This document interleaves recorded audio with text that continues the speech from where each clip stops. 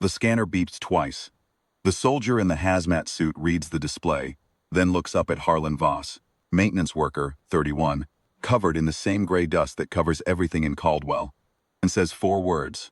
"You're positive. Step back." Harlan steps back, not because he's afraid. Because there are 8 rifles in the gymnasium, and every one of them is pointed at the group of people who just tested positive. And Harlan has learned in the last 6 hours that the soldiers running this operation are not here to help. They're here to contain. Caldwell is a town of 9,000. 2 days ago, a valve failed at the water treatment plant and something got into the main supply, something the government had apparently been storing, testing, or losing track of for a long time. Within 12 hours, a third of the town started changing. Not sick, not feverish, something worse, calm one moment, violent the next, eyes unfocused, moving toward noise and heat, with a single-minded intensity that didn't look like pain and didn't look like fear. It looked like a switch had been thrown. The military was here before the sun rose on day 2. Colonel Davin Vress in command. Quarantine perimeter around the entire county line. No calls in or out. The scanner, a handheld device Vress's people were using to sort the town into 2 groups, turned out to be calibrated for a pathogen strain that was already mutating. It was flagging roughly 1 in 3 clean people as infected. Harlan knew this because he'd spent 20 years maintaining the diagnostic systems at plant. He understood contamination protocols. He understood false positives.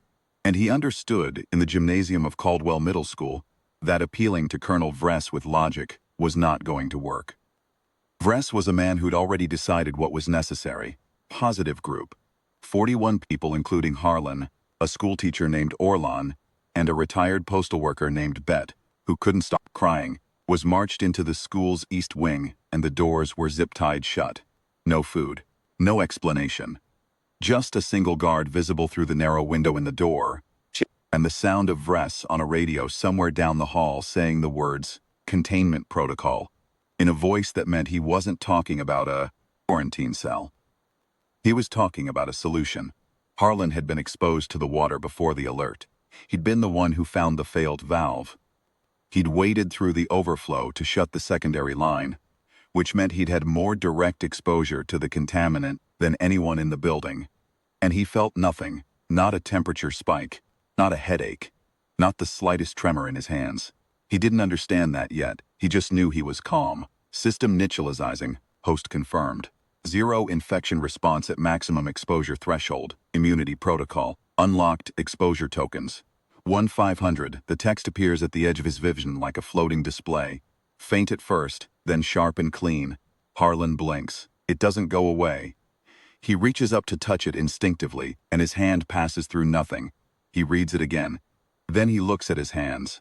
Then at the door. Then back at the display. The others in the room are panicking, arguing, pacing, Bet with her face in her hands. Orlan is trying to reason with the guard through the window.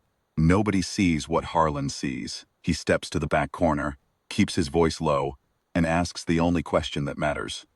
What immunity protocol, function, reads, maps, and neutralizes pathogen variants in range, current range, 3 meters scales with exposure tokens, active neutralization unlocks at 100 tokens, passive immunity. Active Harlan was immunized the moment the valve broke. The system didn't give him that. It found it, recognized what his biology had already done, and decided to build on it. He needs to stay in the contaminated area longer. Every hour in the hot zone stacks tokens. The system doesn't want him to run. It wants him to go deeper. He looks at the zip-tied door and starts thinking. It takes him 40 minutes.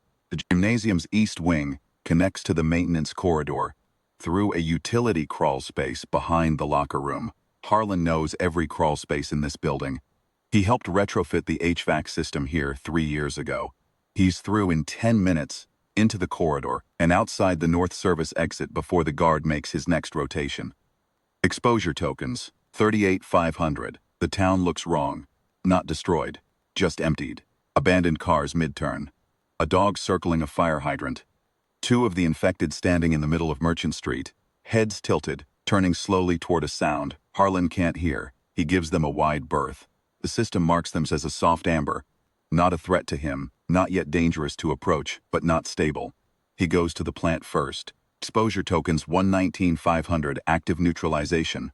Unlocked range 3 meters. Pathogen variant A. PAPT. The moment active neutralization unlocks, Harlan feels it. A faint warmth from the center of his chest outward, like a deep breath that doesn't stop. An infected worker is slumped against the control panel inside the plant's main floor. Harlan crosses the room, stops 2 meters away. The amber marker on the worker shifts, softens, and after 30 seconds the man blinks, straightens, and looks at Harlan with the confused expression of someone surfacing from a very bad dream. What happened? You're okay, Harlan says. Can you walk? The man can walk.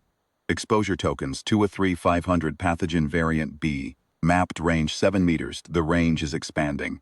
Every variant the system maps extends his reach and broadens what he can neutralize. He doesn't need to touch them. He just needs to be close enough, long enough. He moves through the plant and clears 14 workers in 2 hours. Most of them remember nothing after the first exposure. 2 of them remember everything. And both of them have the same look in their eyes.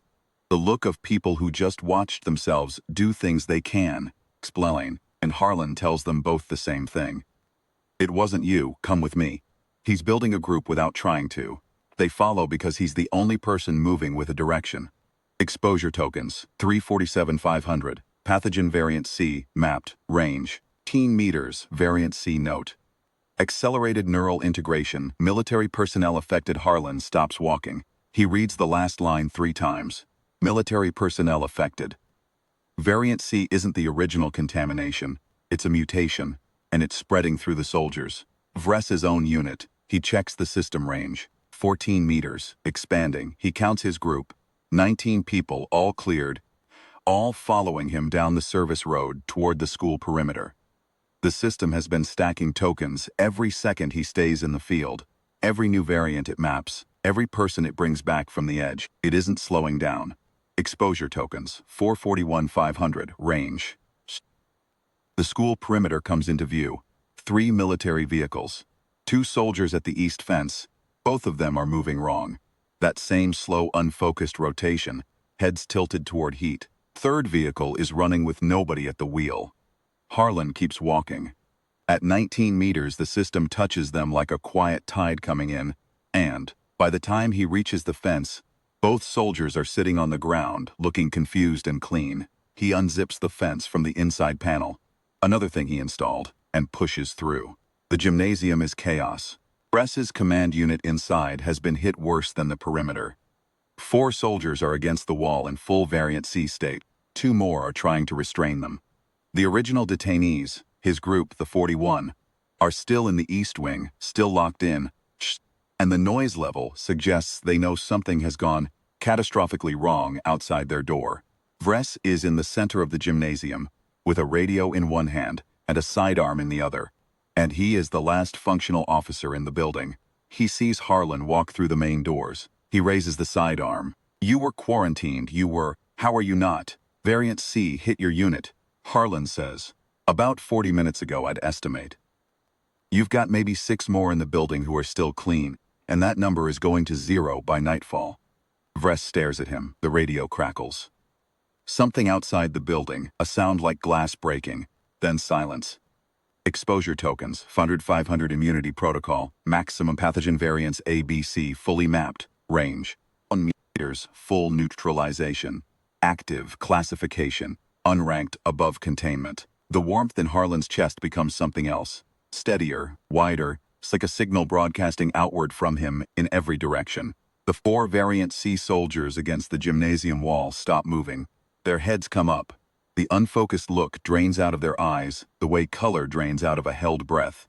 They sit down. 2 soldiers who were trying to restrain them look around, then look at Harlan. And don't say anything, because there is nothing to say. His radio cracks again. His last outside unit. The voice on the other end is slurring, tilting towards something that isn't speech, and then it stops entirely. The colonel lowers his arm. He doesn't lower it far. The hand with the sidearm is still up. Still technically aimed, but the authority in his posture has gone somewhere else and left him with just a man standing in a gymnasium in a town he was supposed to have contained, alone in a building full of people he can't protect. and a weapon he has nothing left to use. He looks at the 19 people behind Harlan. He looks at the 4 soldiers now sitting quietly on the floor. He looks at Harlan. "How?" Vress says. And the word comes out smaller than he means it to. "Radio it in," Harlan says. "Tell them you need a biochemist, not a containment team. Tell them you have someone on the ground who's already mapped 3 variants and cleared over 60 people. Tell them what you actually have here. Doesn't move." "Or don't," Harlan says. "And watch what happens to the last 4 people in your unit when the sun goes down and the temperature drops and the infected start moving toward heat." A long silence. Wind against the gymnasium windows. Somewhere down the east corridor, Bed is still crying, but quietly now, which is a different kind of sound. Vress puts the radio to his mouth, and Colonel Davin Vress, the man who stamped Harlan infected and zip-tied the doors and said containment protocol in a voice that meant something, final, looks Harlan Voss in the eyes and asks him, in a voice with nothing left in it but need, to please tell him what to do next. Harlan takes the radio. The system pulses once. Steady, wide, patient, and the town of Caldwell breathes.